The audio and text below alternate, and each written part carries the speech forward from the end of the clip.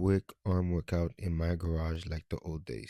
First, we got bicep curls. Keep your core tight, elbows to your sides, inhale on the bottom, exhale at the top. This one will really thicken up your arms. Classic hammer curls.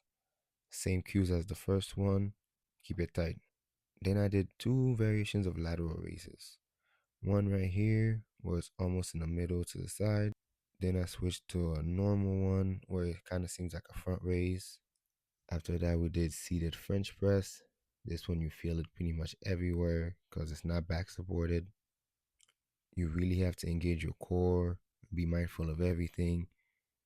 It's a classic exercise I think everyone should put in their routine. Milk it for what it's worth, anywhere between 8 to 12 reps. No back supported shoulder press. This one is amazing too. You feel everything, your core, your shoulders, some of your chest, and your tricep. You want to switch it up from the standard OHP, try this one. Can't forget the rear delts. Anywhere from 15 to 20 reps. Do some light sets, heavy clean sets, and that's it. Enjoy.